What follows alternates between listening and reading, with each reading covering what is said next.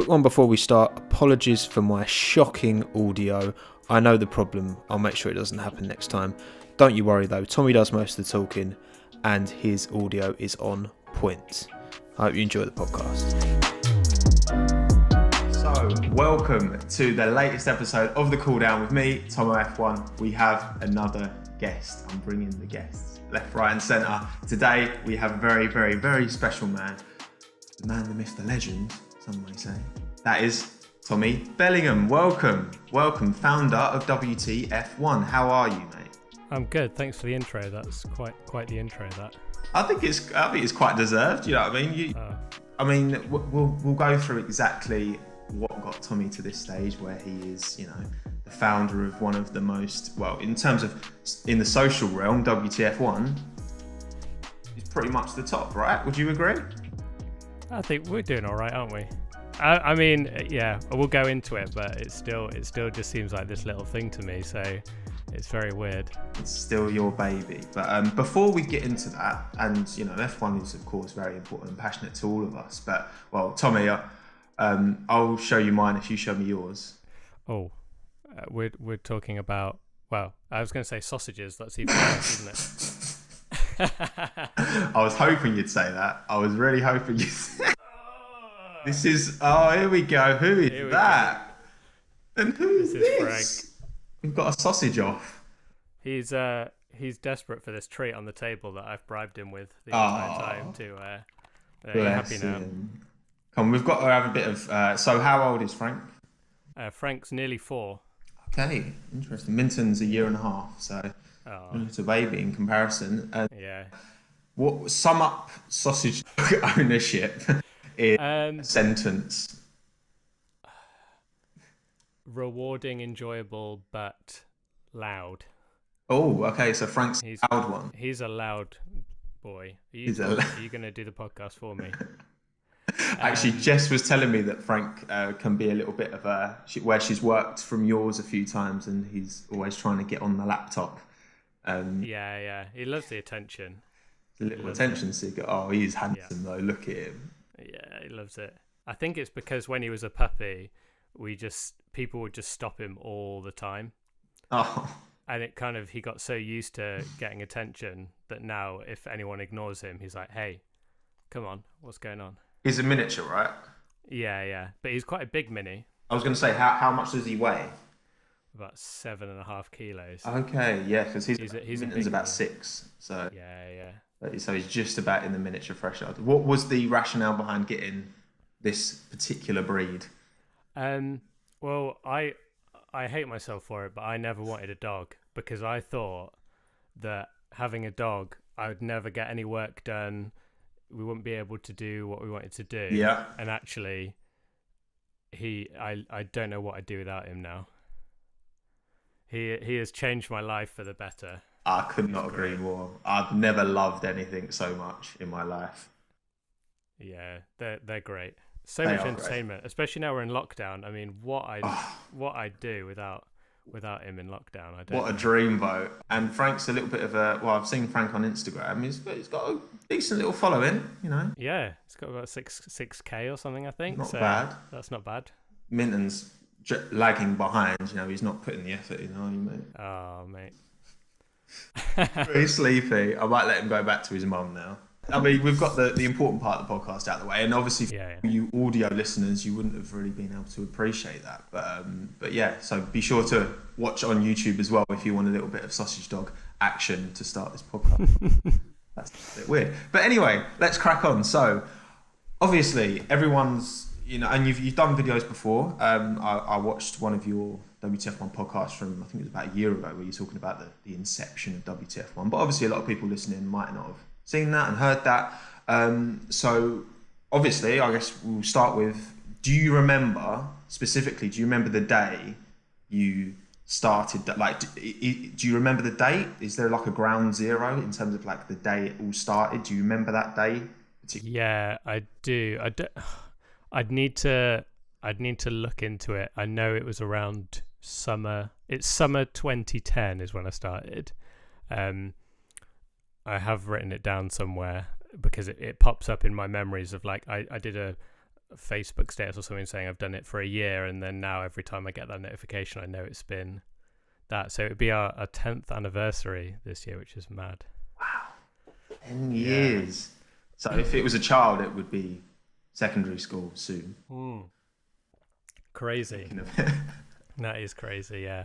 But I mean, obviously you at the time, so you were at university, right? At the time. Yeah, I was at the time, yeah. And in terms of just you as a person back then, like, obviously I'm sure you couldn't have possibly imagined how it would have become such a huge thing, but like, what was your kind of thought process at the time behind doing it? Obviously, I'm guessing it's like a passion project first and foremost. But just you as a person, like, were you always certain like Formula One is definitely, this is something I want to monetize and go forward with? Like, what were you studying at university? How was that playing out in your mind?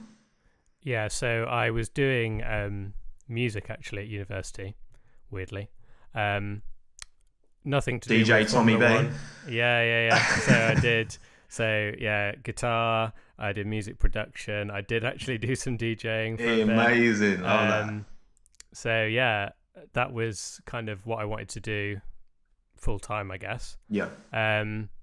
But then I ended up setting up WTF1. So how it came about was music was kind of what I thought I was going to get into. And then obviously I was a massive Formula One fan, have been since I was very, very young. Yeah. And there was a website that I absolutely loved and called Geekology, which was a pretty small tech blog, but loved the kind of writing style that this guy was doing. And yeah, I just thought, this would be awesome to almost replicate in an F1 sense.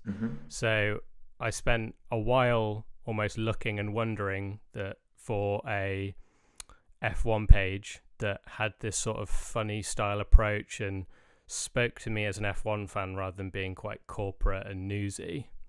So I guess, there's Autosport and Motorsport and stuff, those kind of pages, but they were very much news based. Yeah. And I wanted jokes. It's almost like hacking into my F1 nerdy fandom, I guess. So I set up a Tumblr, which I know is a bit of a weird choice, but throwback format, that. Yeah, throwback. It was just I just looked at easy ways to customize the look of a website and post and blog. So just went for that. What got WTF1 to this stage? What do you kind of put it down to? A lot of hard work. I know that sounds like a really boring answer, but it's the right answer. And just I guess because I was passionate about it, it was never, I'm not going to pretend that when I set it up, the whole idea was, I want to make loads of money and I want it to be really successful and I want to, I want it to be a business, or I want to work in London doing this full time. It was just, this is fun. I'm writing about Formula One. I like Formula One.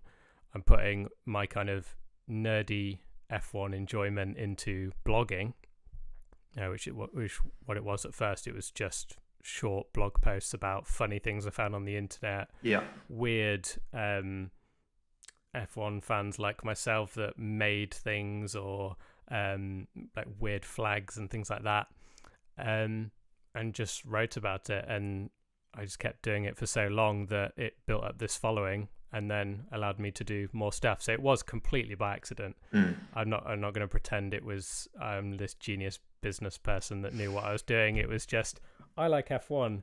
I'm writing about F1, and then people started messaging me saying, do you want jobs? So that's how that worked.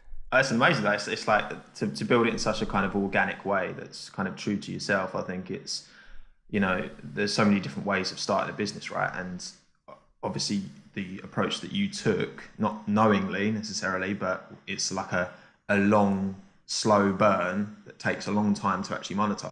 Yeah. Built that community that's truly like invested in WTF1.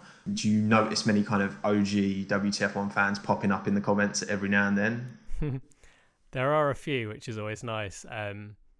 and people that still follow it, which I guess is good because it shows that it's not really changed that much, and we're still staying true to, you know, when I started it, there was no Instagram, there was no YouTube channel, we had no original video stuff. It was just a blog. So the fact that people have stuck around from the early days, I have had the odd message of people going, "Oh, I've been a fan since you had 1,000 Facebook followers and stuff." So that's pretty cool.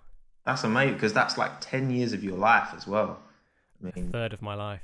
In terms of the fame within this niche that is F1, you know, you are, and you've got the blue tick on Twitter, you know, you've got the barometers of an influencer. I asked this question to Jess. I mean, how does it feel being an influencer within this kind of community? No, it's a charged word. It's the truth. Yeah, it's weird. I like getting messages about from people that enjoy the brand. It makes them happy, and it was, you know, we had an amazing moment at Silverstone and also Baku where we did like a little fan meetup and had way more people than we ever expected turn up to say hello. For me, it's a little bit weird. I probably don't enjoy it as much as maybe Jess and Matt did, because I'm quite the introvert. I enjoy. Yep. It's probably why I set up the vlog in the first place. Yeah. And I mean, so for people that don't know, until the brand got bought by Car Throttle in end of 2016, I was still almost completely anonymous, really. I didn't, in terms of the social, it was all just pretending that it was a brand, but it was all me doing all the Twitter and stuff. My wife helped out. A couple of friends did some guest posts as well, but I was kind of anonymous. It was just the alias of Tommy as my username, and that was it. So yeah, I never expected to be doing that. I'd be on camera, because I hated the thought of being on camera. I was absolutely terrified of being on camera when I first started. When I was at uni, I despised my own voice, being on camera. Couldn't do it at all. So even now, the thought that I'm doing this is pretty mad, really. Do you remember that first video when you were on camera? I remember we did actually a funny story. So we did a pilot, which wasn't too bad, but I think we may have released it audio, but we never released it in video. And it was all right, because I'd been working with them for a year, and it was me, Matt, Jess, and Ali, who was our old videographer. And but before that, when Matt first joined, we had thought about doing a podcast. So me, Matt, we had no chemistry, didn't know each other. Our web designer George, who was from Car Throttle, who was a big F1 fan, and the COO of Car Throttle, who knew nothing about Formula One, and we just filmed ourselves chatting in a room, and it was absolutely rubbish. We didn't really. It had no flow, didn't work. I'd love to find the video, because it's probably terrible, but brilliant. We just had no idea what we're doing. But I guess now I feel fine on camera, and part of that, like, I'm not going to pretend that some of it has been myself, but also having, you know, Matt and Jess, for example, they've helped, because it just feels like we're chatting. Yeah.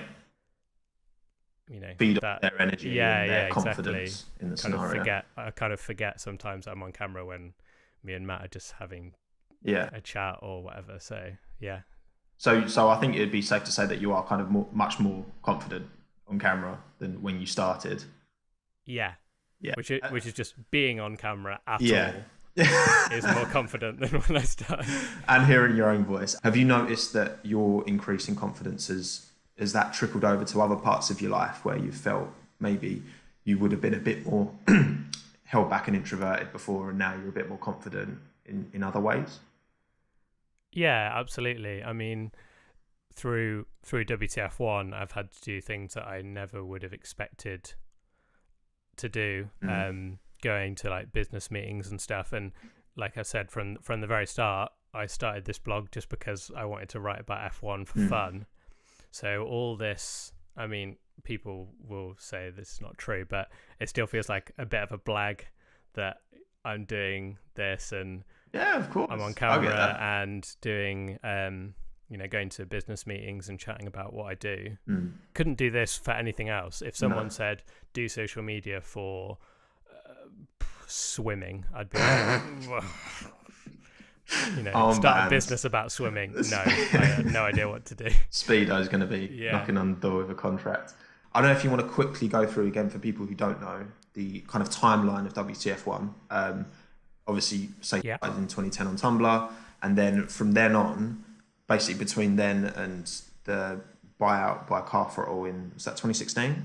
End of 2016, yeah. So in between that kind of time, was there any particular kind of, what was your first? I know you talked in the podcast before about being invited to events and meeting Damon Hill and yeah. Like, what was the first one? Do you remember the first kind of time you really got that kind of, I guess, acknowledgement almost from the outside world that what you were doing was actually a thing? Yeah, that's the standout one. So yeah, I was doing still on Tumblr for about a year, just doing this, building up a Facebook following to help sort of drive traffic to the website. And then maybe by like 2011, 2012, moved to WordPress to try and take it a little bit more seriously and put a lot more effort into it. I was quite lucky that around that time I could sort of focus on it a lot more because I got some freelance work for Red Bull, so that allowed me to put a lot more time into it. But the very first thing before all that was this chance to go. I got invited to Sky Sports to speak to all the new cast of Sky Sports. So it's when they just launched, which would have been 2012, was it? I think the first year of Sky Sports F1. And I got invited with a few other pages to interview people. They told us all about what they were planning for the channel and stuff. And that really, I was still at uni at this time, and that really hit me. I was like, okay, I'm not going to be a DJ. I'm not going to be a guitarist. This is the path. I'm getting so much more opportunities from this than spending thousands of pounds on a degree. This is where I need to be. And yeah, getting those invites and stuff, it was like, okay, cool. This could go somewhere.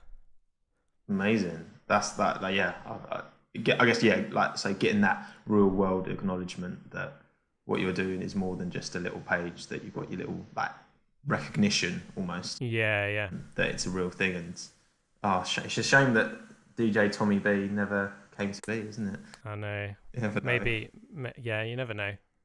Maybe it'll be one of those like wedding DJs in my 50s or something. Well, like school discos playing the Macarena on repeat.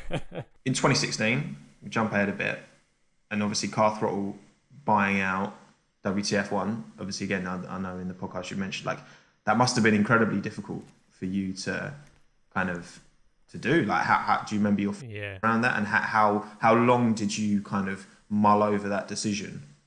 Yeah, so I'd originally spoken to them in 2014, 15, I think. No, 2015, start of 2015. And we had a chat about them saying, we want to work with you. We don't know how that's going to look yet, either a buyout or partnership or something. Maybe we could work together. And I'd just started doing freelance. So I was doing freelance work for Red Bull, and I just started a project in the WC.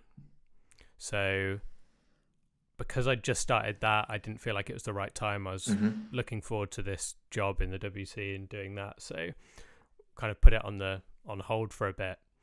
And then, end of 2016, I sort of felt like my freelance work was fun, but WTF1 was growing, but I felt like I was stuck.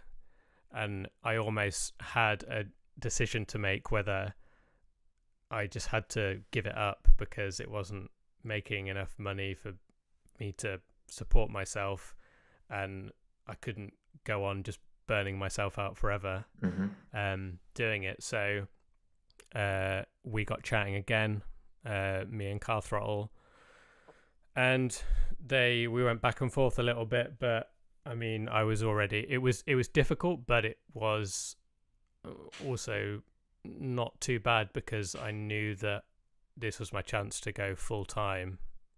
I guess the hardest thing for me was the fact that it involved moving house. So like leaving my house in Leeds. I was living in Leeds up north, so I had to move down, move house, go into London every now and then. So it was quite different to being in my spare room in Leeds doing freelance work. How did you find that? Because I've done the London commute now for 4 or 5 years since I graduated. Like, how have you found that into the rat race?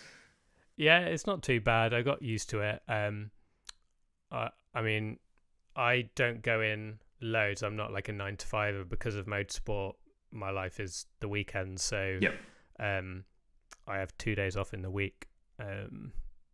So I'm not always commuting. I don't know whether I could do it 9 to 5, and also it doesn't really make sense because the kind of blessings and also the curse of motorsport is it never stops. And if the Chinese Grand Prix is on, for example, there might be some news at 6 o'clock in the morning, and I'm not going to go, well, technically I work 9 to 5, so I'm not going to write this article until 9 a.m. And because then that wouldn't work, would it? I suppose as well, as much as like, yes, WTF1 was bought out, it is still your thing. Like you still must feel a lot of ownership towards that and preparedness. I know. Do you still? Yeah, absolutely. I mean, I'm very lucky that I work with people that sort of, one, are as passionate about it as I am, and two, sort of trust me. I think the good thing with the Car Throttle buyout is I'd had offers of buyouts from other companies, and the reason why I went with Car Throttle was because I felt like they would essentially just trust me, and that's what they did. They knew that I'd got WTF1 to this point because I knew what I was doing. I just needed more resource. I needed people to do it. So it wasn't, they didn't essentially buy it and then go, right, we're doing this, buy, go away.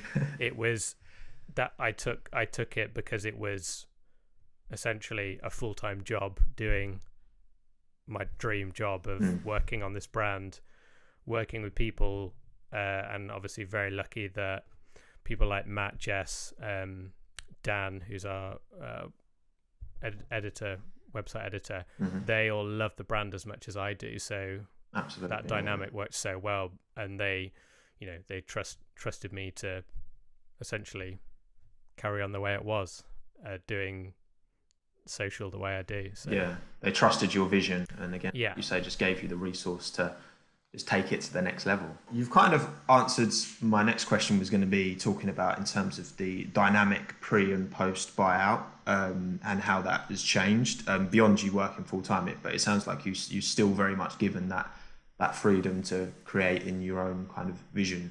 So I guess the best thing is, like I said before, lucky to work with people, like-minded people that get the brand and help grow it together. So that's been the best thing. Difficult worst thing, I guess the only thing would be that I did enjoy working in the WC, because I did actually do it with my wife. So we were working, she was doing some freelance work for the WC, I was doing some freelance work for the WC, so we actually would go on road trips together to Le Mans and Spa and stuff. So that side was really cool. But weirdly, I was actually quite lucky because I was working, we both actually were working for Mark Webber and his projects. And the day I signed the contract with Car Throttle, I rang up Babs, who worked with Mark Webber, who was my boss for the freelance work. And I rang her up, and I absolutely loved that job. Like, I loved working with her. So I was a little bit gutted, and I was quite sad to say, you know, I'm leaving. I've got this opportunity. Yeah. It's been awesome working with you. Don't really want to leave. If I could carry it on, I would, because it was really fun. And she was a little bit like, oh, well, everything happens for a reason, and all this kind of stuff. And the day after, which is nothing to do with me, it was pure coincidence, I promise, Mark Webber announced he was retiring from motorsport. He was so heartbroken to leave it. He was like, I can't do it anymore. So that dynamic and stuff, I might not have had the job anyway. And WC essentially hit all sorts of problems then, because manufacturers were pulling out and stuff, so we may not have had the work anyway. So it was a weird choice that ended up working well anyway. There's all these potential realities in life, and you can only ever take one. Yeah, you don't want to get caught up on it, but yeah, it's classic, the amount of times that I've thought, oh, if I hadn't have done that, how different things would be. World would have been a very different place. But so of course we've talked about Car Throttle, buyout. Then of course there's Dennis Publishing. Now I did a little bit of reading into this, but obviously I don't know if you can. I'm sure you'll definitely be able to say more than I can in terms of. So that was 2019, I believe, and that was buying out. Yeah, middle of 2019. Yeah. So again, did that change because seeing articles online, it talked about buying out Car Throttle and WTF1. I mean, was it almost like you had Dennis at the top, then Car Throttle, then WTF1, or was there more of an even split? How did that kind of work? I guess so. We were always part of Car Throttle. We were like their sister brand, if you like. And I guess with the Dennis Publishing thing, it's allowed us to be more of a separate thing. To be honest, it's not really changed that much. We're still in the early stages, so you know, anything can happen really.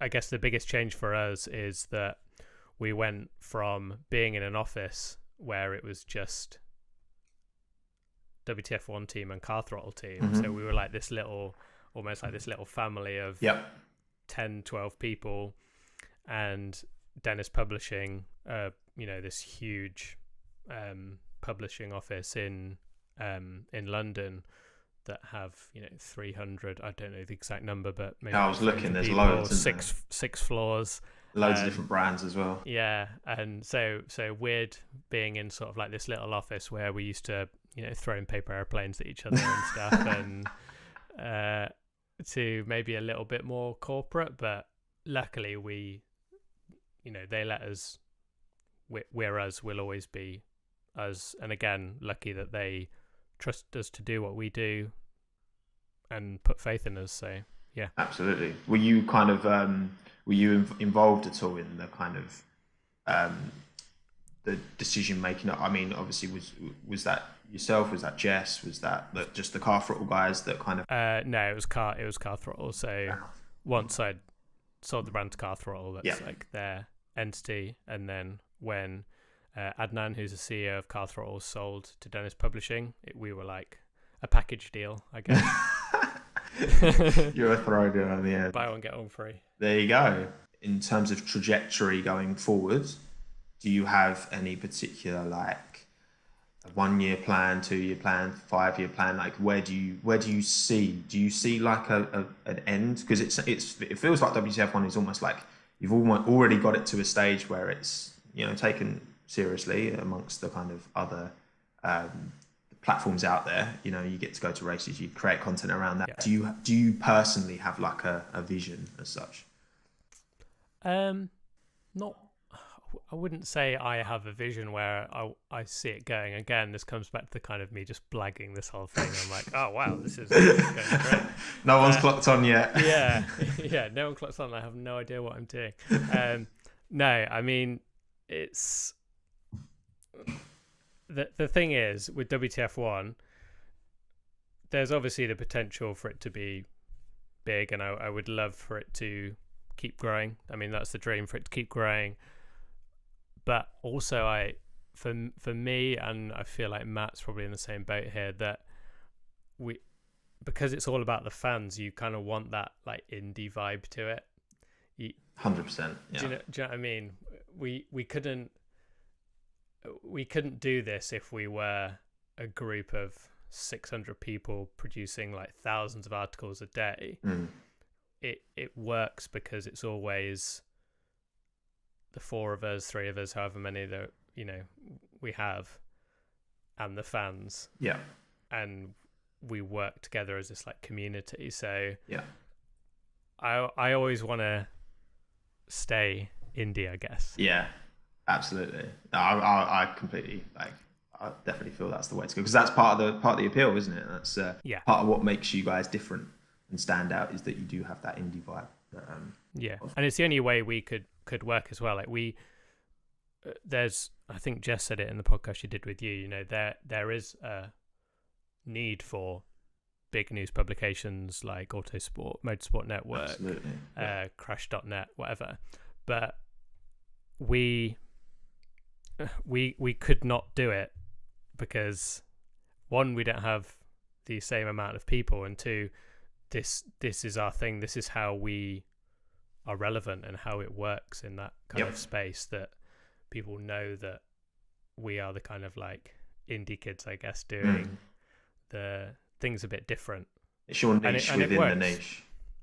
Yeah, and it works because we have such crazy engagement, which on our staff, and also the people we meet always, most of the time, have nice things to say about us, and drivers seem to love working with us because they know we're going to do something a bit more fun, I guess. So yeah. No, exactly, absolutely, mate. But as well, of course, I've got to, we spoke about this before, but obviously I've got to mention Jess.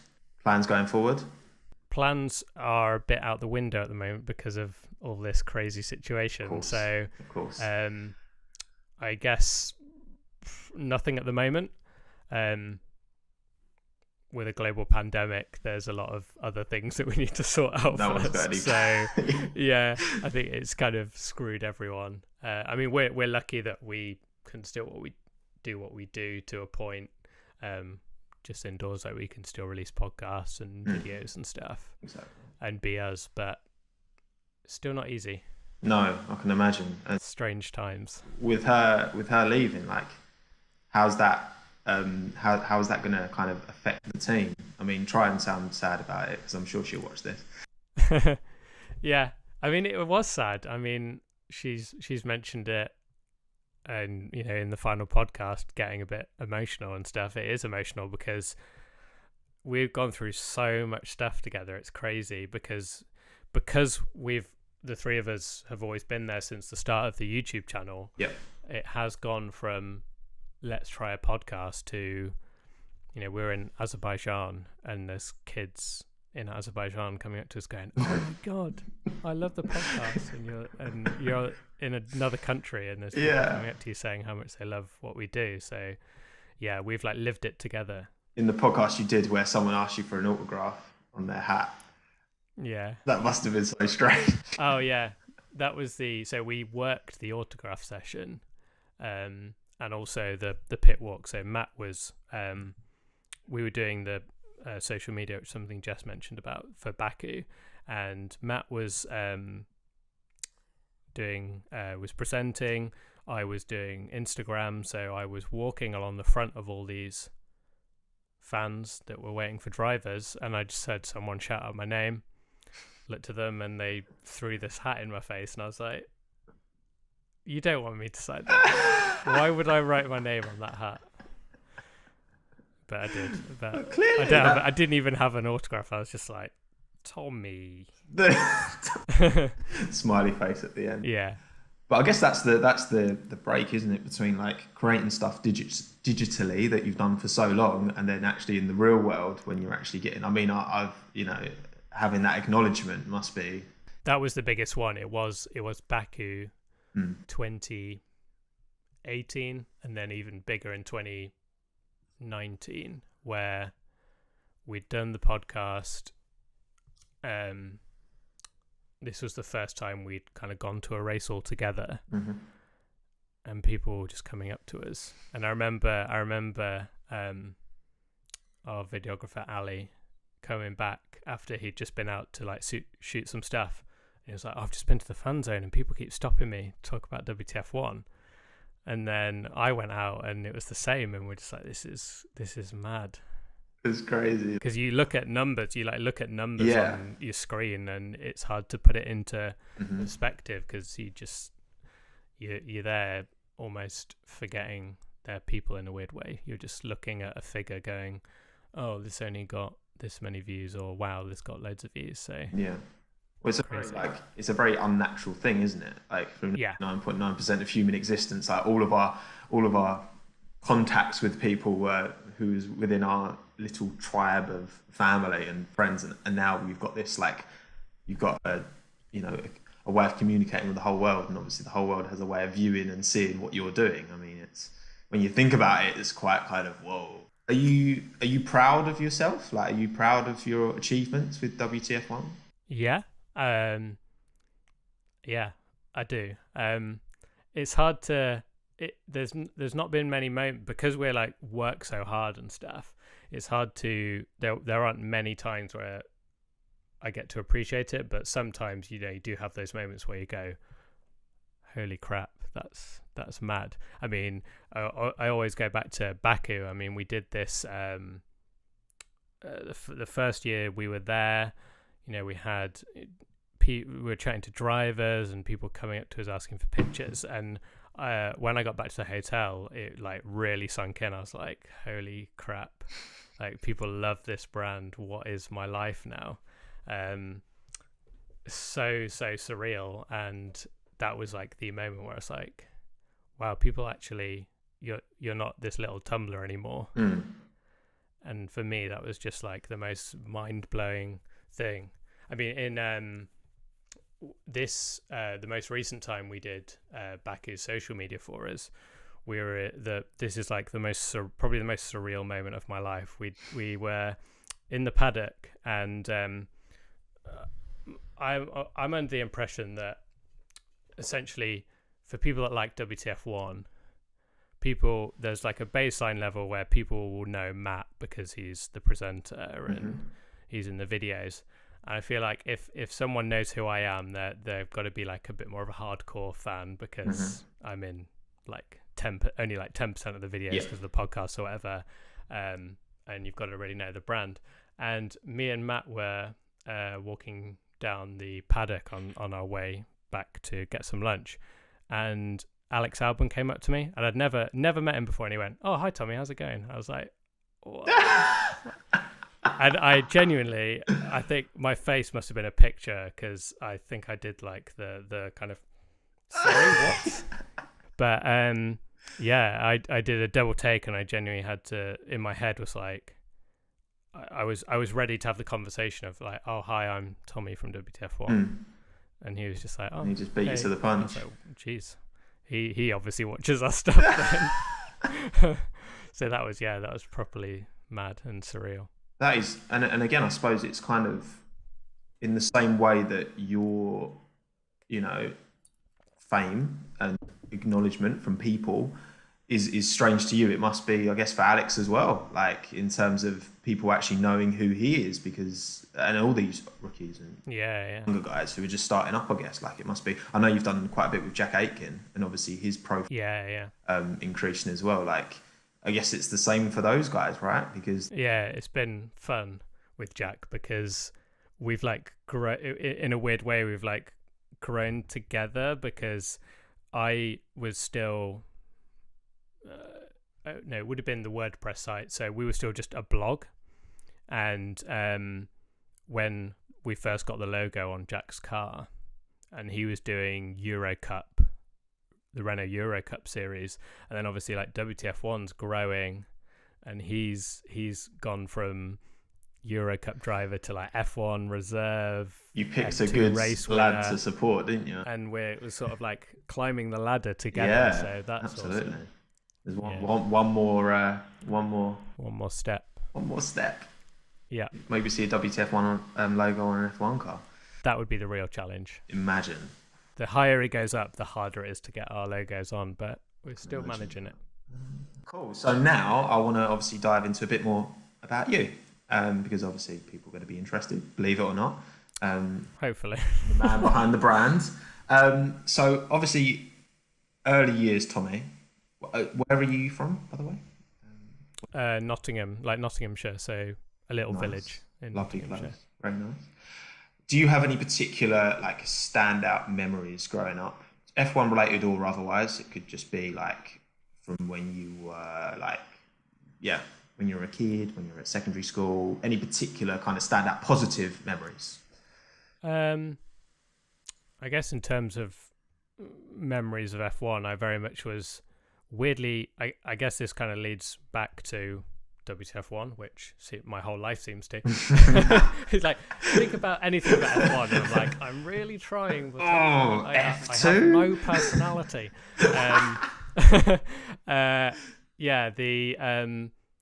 So I very much was like the only F1 fan at my school. There were a few people that enjoyed it, but in terms of like full on nerd. So I guess part of that WTF1 thing was going on Twitter and going like, whoa, there's loads of other people like me that love F1. You're not alone. But because you're in that little bubble before the internet, because I'm so old, I actually was at school before the internet was really a thing. Same.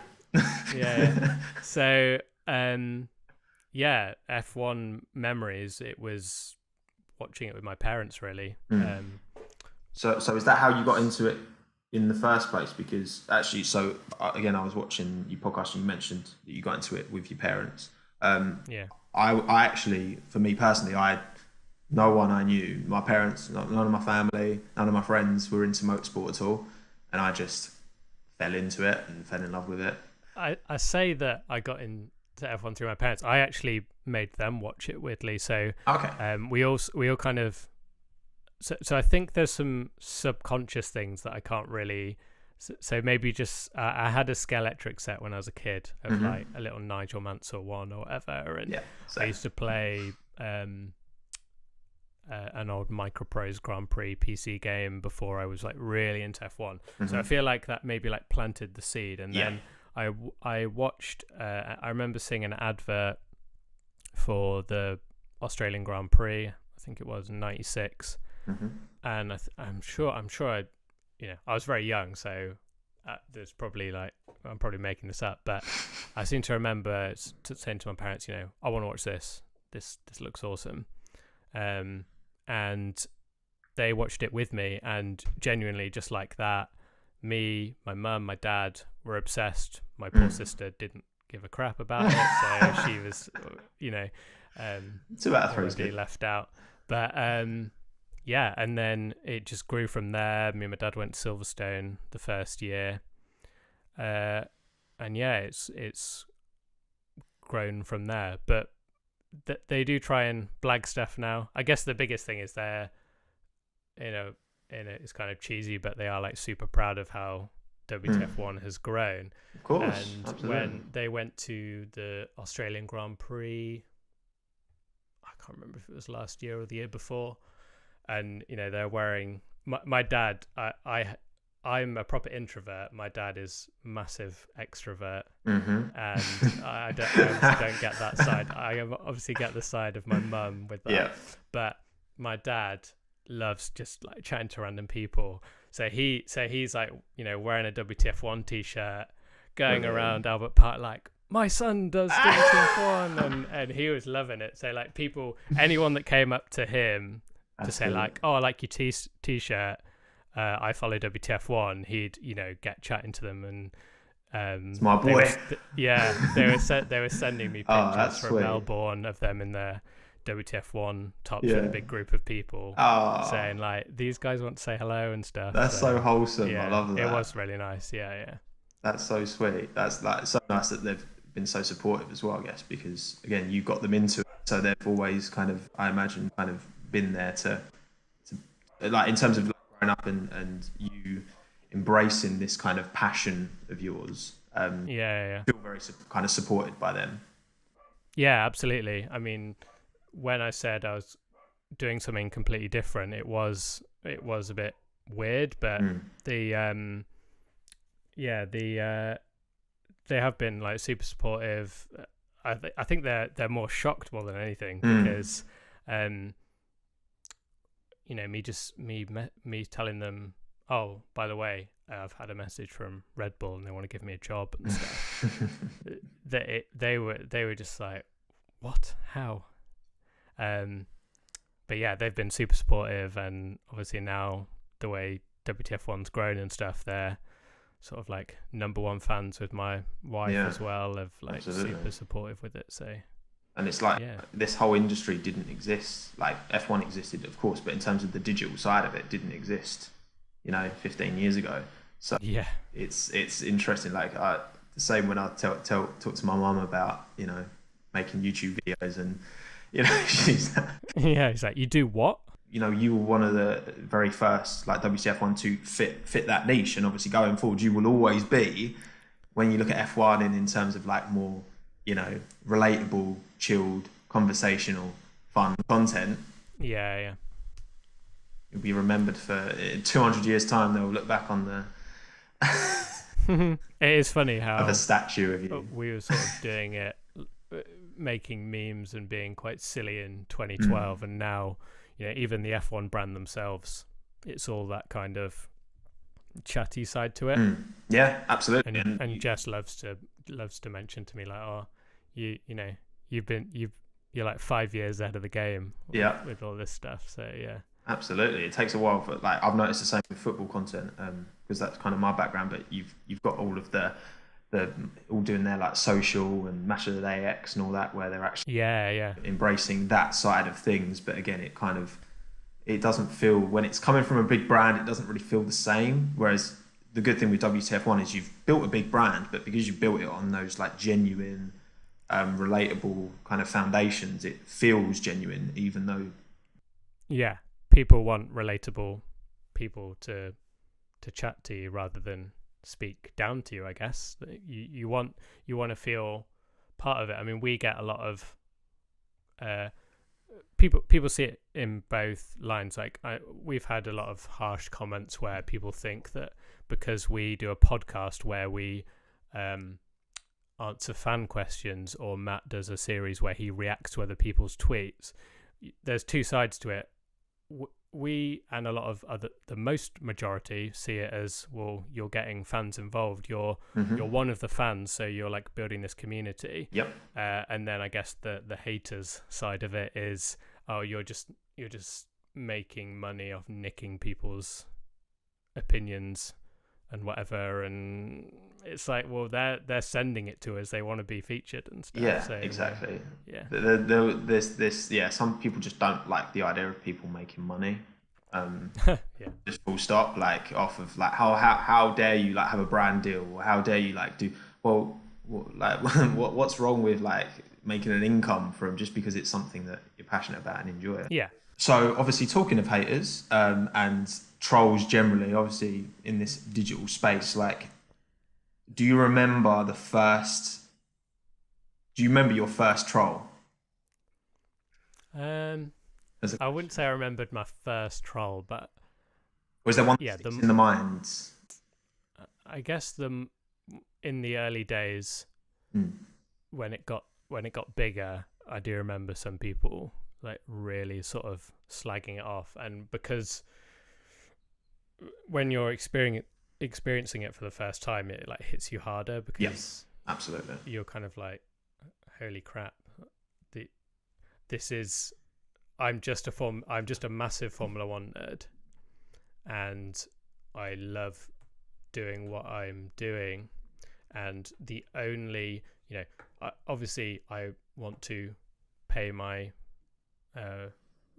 be able to afford to live, but and I'm not just saying this to pretend, this is like genuine. I do WTF1 because I'm a massive F1 fan, I love it, and that's all I want to do. So to see how genuinely angry WTF1 can make people feel is like, wow, you're actually so angry at this brand that just wants to make people happy. And, it's odd, isn't it? Yeah, give people it's something to enjoy and have a laugh. And if you don't like it, don't look at it. It's so true. Like, there's so many different platforms out there, and it's frustrating. Like to see, like, the reason I asked that question, and I think I'll ask that to everyone I have on here, is because I remember the first really like nasty message I got years ago when I was doing football stuff, and it's interesting how like that. Like now with my stuff, I literally respond to I was up last night. I've responded to every single comment I've ever received on my YouTube channel, and I'm on like 25k now. So there's a lot of comments, but fascinating to like I feel like I've definitely, because I've been doing it for a while and I've built up a kind of resilience. And like you say, when it's the early days, it hits you a lot harder. But actually, the way I look at it is like, these people, they're not angry at you. They're angry because they're angry with themselves, and they're not happy in their own lives. And it's a reflection on how they feel about themselves. And it's weird because I could never, for me, it's so alien to scroll the internet for content I don't like and then write about how much I don't like it. And even if, I see a post from a brand that I follow that I think, oh, that's terrible, I don't comment and go, yeah, this is shit. I just don't feel the need to do it. And maybe I'm weird, but because I think it's some people, in order to feel a sense of achievement in life, they need to push others down to elevate, rather than just elevating themselves. Well, in terms of related to that, what's been the most difficult kind of period that you've kind of gone through with the brand, and what's been the kind of hardest time for yourself, like what you're obviously prepared to, no pressure to say no or anything, but obviously I think it's the reason I ask is because I think it's important for people to kind of know and I've opened up a bit in terms of my stuff, but like what you've gone through over the years and how kind of acknowledging the kind of difficult times, I guess. Yeah. I mean, again, I don't shy away from that side of it because I feel it's important to, tell people. And when so for anyone who doesn't know, I did therapy last year, end of last year. And when I wrote something on Twitter about it, the amount of people that replied and said either, wow, that's really brave for one, opening up about it, and two, the amount of people that said they were doing the same thing. And there's so many, because of Instagram and stuff, like you're always putting all the amazing stuff online. So, if I'm in, let's go back to Baku or whatever, and I've met Alex Albon or whatever, I'll talk about that, and I'll put a picture of me and Alex Albon on my Instagram and go like, today is absolutely awesome. But a day after, I might have worked from 9 a.m. to 10 p.m. I'm really stressed out. I'm like, proper stressed, overworked myself, feeling really down, but I don't put that on Instagram. So you get into that weird bubble where you kind of feel like everyone's got this perfect life. Yeah.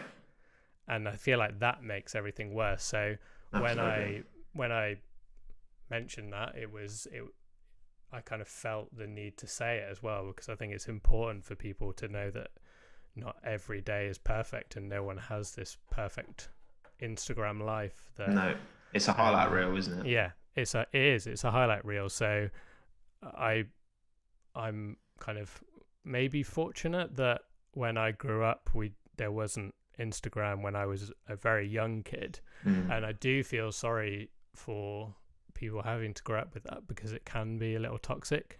Absolutely. Definitely. But you just have to not take life so seriously and just enjoy the good moments, and you have bad moments. It happens. Absolutely. And do you feel like, I mean, again, obviously if you don't want, but like, has therapy been like helpful for you? Have you found that, particularly kind of positive experience? Like, so I did it because I just sort of started spiraling into sort of like negativity, and I guess I was victim of just working through it without talking to anyone or that. So there were stages at work where I was just burning myself out and feeling like, well, I love this job, so if I just do this, everything will be fine. But actually, I was making things a lot worse. And yeah, therapy helped. It's not like snap your fingers and everything's great again, but it sort of like built me up again to be like, what's wrong? What do you enjoy? I enjoy doing this. Okay, do more of that. And it sounds so simple, but it like builds you up to, okay, I've not spoken to friends, and it is all about just talking to people, surrounding yourself with people that make you happy, and just speaking honestly, because I'm one of those people, I don't feel the need to be anything but myself, and maybe I'm quite fortunate to be able to do that, because I know it's difficult for some people, but I don't pretend, I don't, like our conversation at the start, I'm not going to pretend I've always liked being on camera, or I don't have any shame in admitting that it terrified me, or I wasn't good at this, or I feel like it's a blag. I don't have to like have this front that everything's great, because it's not always great. No, putting on a facade, I think is So it was good, and it helped me realize what was wrong, and just helped me get back up to feeling myself again, really. So yeah, that's amazing, man, because I do, like, as much as I haven't been through therapy myself, like I know a lot of people who have, and I've known a lot of people who have struggled with mental health, and I've had like friends take their own lives and stuff like that, and it's like a tough thing. And I think I picture it like, imagine if people's struggles and that it was a physical thing, so everyone who was struggling with mental health had like one leg, for example. If it's physical, it would be a national emergency, like how 100% people are struggling and going, and it's like exactly what you said about youngsters with social media. Like, again, when me and you were growing up, it didn't become a thing until, like, for me it was like MSN Messenger, in like it wasn't like, that was just a messaging app, it wasn't pictures. Like, I had a Pixo back in the day, but other than that, like, in terms of actually growing up with that and that warped sense of like other people's reality, because you don't because who's going to post the arguments and the negatives and the bad and the things that went wrong, because people don't see, like, the people who critique you for like WTF1 haven't seen the thousands of hours you put in, like, in your own time over the years to achieve what you've achieved. So that's why I'm like, you should be proud of yourself, because you've done a lot with that. And there's always going to be these people out there, unfortunately, but it's good to know that you're taking care of yourself. And I think like that conversation is one that obviously nowadays is people are a lot more prepared to talk about these things. And that's a good thing for everyone, so it's important too. But anyway, on to brighter and better. We've got the fun questions now. What's your dream break, little dream holiday away from F1? You're not allowed to go to an F1 track, okay? To be honest, I don't mind that, because people would always say that every time I post about going on holiday. So I went to Japan in March, and posted on Instagram, what do you reckon I should do? So many people are like, "Oh, go to Suzuka." Suzuka. Why? I want a holiday. I want to get away from. Fine, Tsukuba or Fuji Speedway. Just go to any of them. So dream sort of break is, I guess, city breaks. I love that. People might take the piss. I think people at work thought it was a bit weird, because my worst nightmare of a holiday is going to somewhere warm and sitting on a beach and reading. I have this horrible, it's probably a curse, but I can't relax. I'm really bad at, I can't just sit there and do nothing. So I absolutely love going on city breaks and just What's your favourite city? Really random. Favorite city? I loved Edinburgh. Yes. Even though it's really close to home, I just love Edinburgh. It's like the best place. I went there on a stag do last month. Brilliant place. Love that. Budapest was amazing. Nice. Absolutely loved that. This is again when I'm talking about not going to motorsport, but for our sort of like honeymoon, me and my wife went to the Indy 500. Oh wow. And we did like a road trip, so we got a Mustang and drove. So after the Indy 500, we got a Mustang and drove to through Pittsburgh, like Amish country. Wow. Then to New Jersey, and then we stayed in New York for a bit, and then went to. That's the dream, mate. Yeah, and that was absolutely awesome. And we stopped in Pittsburgh, in Pennsylvania, and I love discovering sort of like we just stopped there for one night because it was a good stop off to get to New York, and that city was just incredible. Absolutely loved it. So that's amazing. Another one. And then I loved Japan because that was my number one bucket list place to go. So I got to do that last year. So cool, man. Yeah, Tokyo is top of my list. It's amazing. Anywhere to go, but cool, man. And then obviously outside of F1 as well, do you have any particular kind of passions or things you follow that are completely unrelated? Obviously, I know your music is a big thing, and I can see the lovely guitar behind you. Would you say that's your big passion outside of F1, or are there any other passions that no one else knows about? So music, I've always loved music. I have very, very wide range of music tastes, from screamy Scandinavian death metal to ambient guitar music. Nice. and everything in between. Growing up, I was a massive metalhead and went to like Download Festival with my friends and stuff. So that was fun. Big into video games. I'm more of this is probably my introvert self coming out again, but I love an RPG that I can just sink myself into. Favorite RPG all time?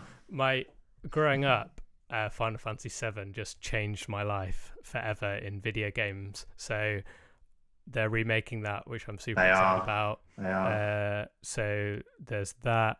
The Last of Us is my favorite modern game. That was just a masterpiece. And I guess speaking of that, I have a weird sort of obsession with abandoned buildings and stuff. Okay. There's something kind of cool about it, and I don't know why. It is probably a weird thing to like now when it feels like we're in an apocalypse. But when me and my wife went to Bulgaria, and again it was a classic millennial £5 flights. Let's just go anywhere because we can. Didn't really plan much, but we drove 2 hours into the middle of nowhere to visit this place called Buzludska, and it's like a massive looks like a giant UFO made of concrete, and it's on top of a mountain, and it looks like a James Bond villain would be like hiding in it. And it's this abandoned communist base that they used to have their meetings in and stuff.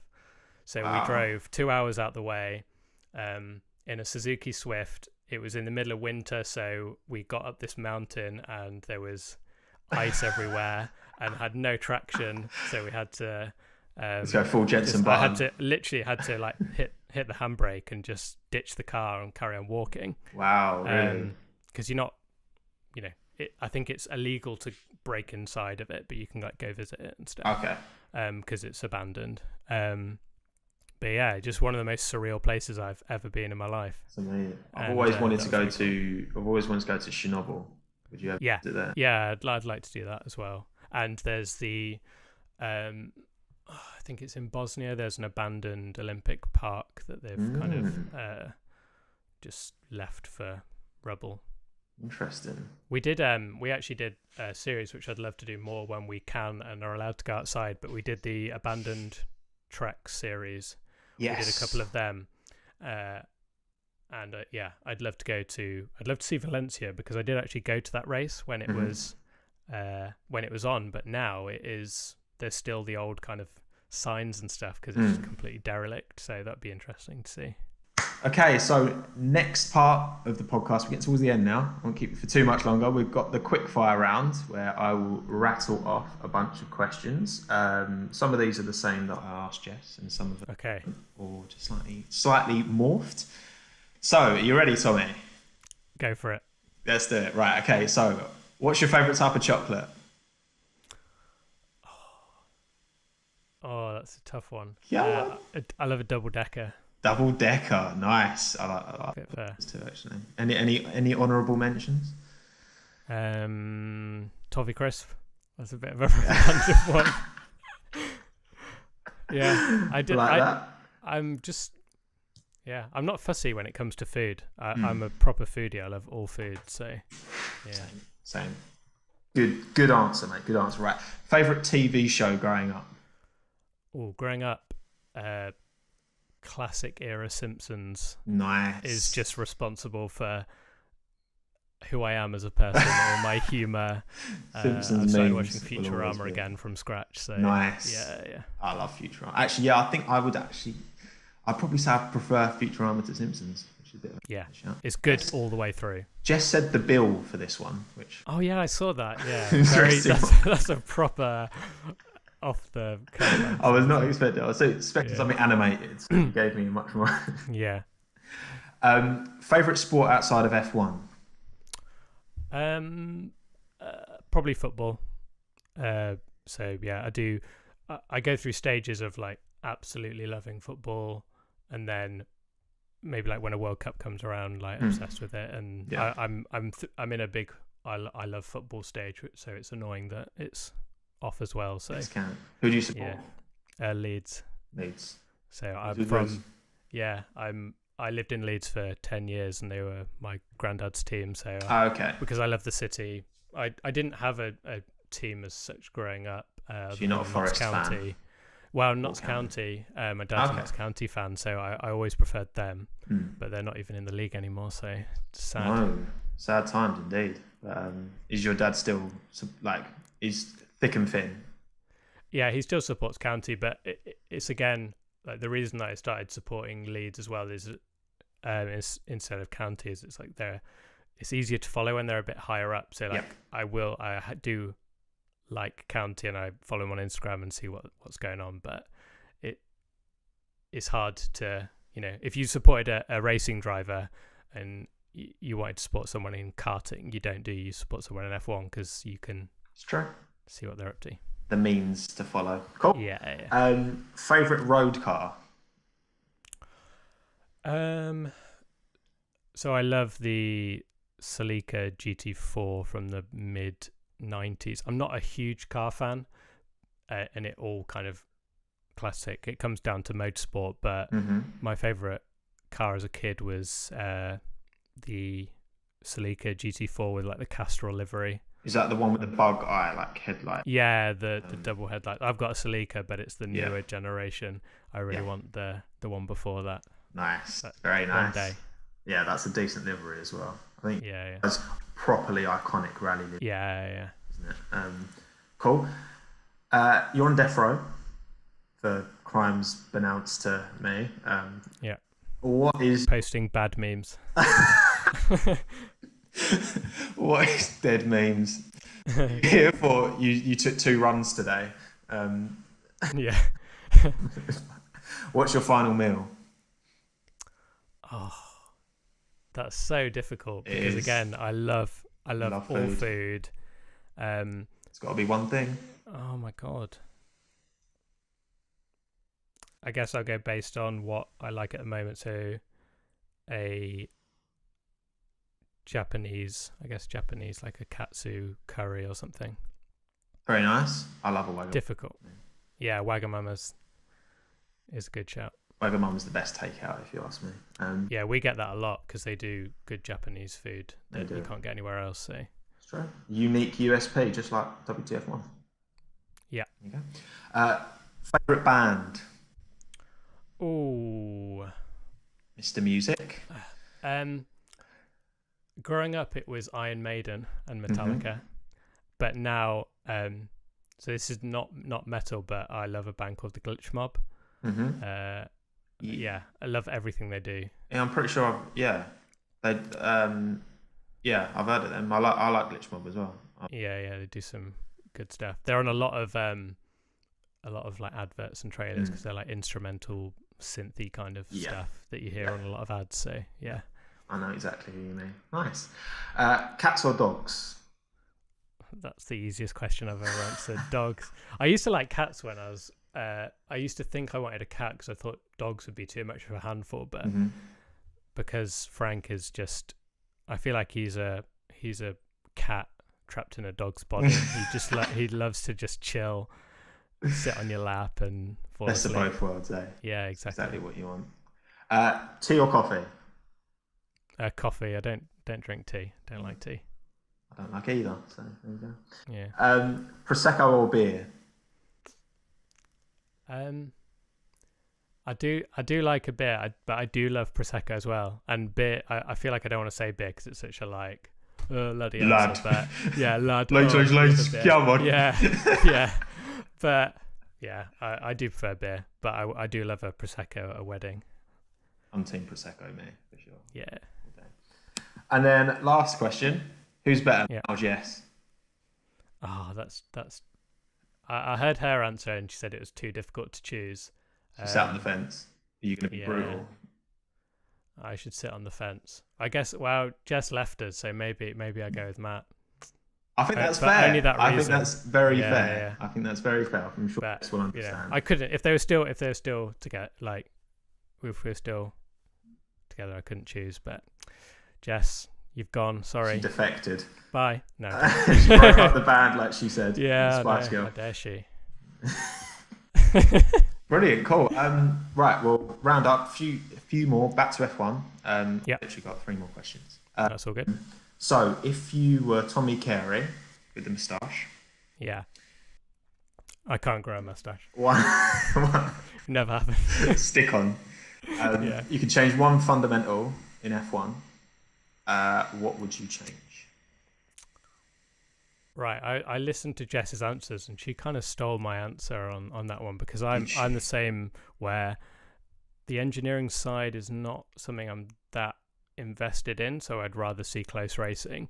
But if I can't choose that, I'm going to go for another controversial one and say qualifying, because I'd like reverse grids and I'm happy to see random crazy stuff. And I know people get very protective over qualifying and think it's a big tradition, but I had a conversation with, I can't remember who it was, and it opened my mind up to, like, it was a proper like mind-blowing moment of why would you have a sport where you give the fastest people an advantage? It's like if you gave an 100-meter race, you wouldn't give Usain Bolt a 10-meter head start because you think he's already going to win. And everyone's saying, I know qualifying is very traditional, but you're giving an advantage to they're trying so much to improve overtaking, and of course you're not going to get overtaking if the fastest car's at the front and the slowest car's at the back, because how are you ever going to pass anyone? So there's something in it. There's something in it. Absolutely. No, you're right. Like, that's spot on, actually. You bit of a mind blow here as well, I think. Because it's a very good way of looking at it. You're right. Yeah. It's something totally unique. They don't all start on a level playing field. Yeah. No other sport. In football, you don't give, if it's Man City versus Accrington Stanley, you don't say, oh, well, Man City probably going to win, so let's give them a 2-goal head start. It would just be so stupid, true. Wouldn't it? So true. Well, I've talked about, I think, personally, I like the idea of like a Super Bowl, where like for Q3, the way I'm thinking could be interesting is that Q2, the top 10, in you go out in that kind of order from. Yeah. So in terms of like, well, it would either be you put them out because generally with track evolution, but obviously weather changes as well. So that's kind of the contrary to that. Yeah. It would just mix things up a bit. But yeah, I definitely think they did that in the mid 2000s, didn't they? Where they had like the one lap and they would go out reverse order. So you had the better track time. The worse, the better cars had the worse tracks. So worse track conditions. I'm in the minority that one lap qualifying was actually really enjoyable and made it interesting. Yeah, and I think it's quite sellable as a kind of, you celebrate each driver's getting that prime, that hero moment. Yeah, one lap to smash it. The sponsors, they're getting more, because when you watch qualifying, you only, a lot of the cars you never even see at all, do you? So yeah, 100%. It's bringing more to them. Good answer. I like that. Now, in terms of obviously F1 going forwards, and we've got Formula E and the electric revolution. How do you? Well, I've seen a lot of people when I've talked about Formula E say that they think F1 and FE will combine. What are your thoughts around that in terms of the next 10, 20 years for Formula One? I could see it maybe combining, but I feel it's a difficult one. I feel like F1 always wins. I know it's like a bit of a sad thing, but Formula E are doing amazing things right now, and it's opening up possibilities, and F1 should learn from it. But F1 for me will always be number one. And there's been times in the past, like when I was working in WC, in the golden era of the WC, when it was Porsche, Audi and Toyota at the front. There was all these articles saying, is WC going to overtake F1? They've got everything right, but F1 always finds a way, and you have these series that come and go. I can see Formula E maybe being swallowed up at some point. When maybe F1 get it right and do bring the manufacturers over. But at the moment, Formula E is a fantastic series. It's so cheap, and it's an easy win for manufacturers to just stick their name on a car for not that much money. And it, I'm not saying this is what Formula E is all about, because I do love it as a sport. It's really interesting, but it's for manufacturers, it's an easy win because they don't have to spend a lot of money, and it already gives you that kind of good brand message of, we care about electric cars and the environment and stuff. So absolutely. No, it makes sense, definitely. Interesting, good answer, like that. And then last question, what's your favorite 2020 livery? You say quickfire, I could talk about this for another hour. Just one. Livery nerd. I'm a proper livery snob. Oh, yeah, so interesting. Love a spotter guide. Yeah, because I see you're a bit on the, well, not on the fence. You don't like the Alpha Tauri. Anti-Tauri, yeah. That's why I asked this to Jess, because I know she loves it so much. Yeah, I'm of the impression that the Alpha Tauri is just overrated. I do like it, but it's overrated. Thank you, Tommy. And the front view of it is too white. It doesn't. There's nothing to it from the front view. It's really difficult, and people love a new livery, don't they? Yeah, but it's because it's different. But if you released them all, and we all saw them for the first time, I think people's lists would change. Yeah, and I think it's got to be between Renault and Red Bull, because I think they're just modern icons. Yeah, like the Red Bull looks definitely quality. It took them a while to get where they wanted, but I love the kind of simplistic matte finish. The Red Bull logo is now becoming like a modern day iconic thing, like Marlboro was back in the day and stuff. But I would probably go Renault just because it's a more interesting color scheme. Yep. No, yeah, fair. Renault. I love the Renault. It's so good. Yeah, I like the Renault as well. I've seen a lot of people rank it as the worst, which I'm just like, really? People don't like it when they release a new livery, but we've had this argument many times at WTF1 that everyone loves the McLaren MP44 livery with the Marlboro, but they had that livery for 22 years or whatever it was in a row, and that's why it became an icon. Yep. So in 20 years' time, people will look back remember at the Red Bull and stuff. And absolutely, mate. Well, there you go. I think we'll call it a day there, mate. Cool. Thank you very much for taking. You're welcome. Yeah, thanks for having me. I really appreciate it, and of course, enjoy lockdown as much as I can. Yeah, you've got a good month of it left at least, as far as I'm concerned. Oh yeah, definitely. I can't see things changing for a month, maybe even 2 months, which is very weird times. But I guess YouTubers are all sorted. Exactly. Not too much change. Smashing out content as much as I can. Yeah. Unfortunately, with my job, I'm still working just as much, if not more, than I was before. So, which is obviously good in some ways. But, one day. I mean, your stuff's getting bigger and bigger. So, I mean, fair play, you're doing really well. So yeah, cheers, man. No, it's, I'm sure one day you'll be doing it full time. Only way is up. Yeah, hopefully, man. That's the plan. We'll see. But thanks again, Tommy. Appreciate it. And yeah, I think we'll call it a day.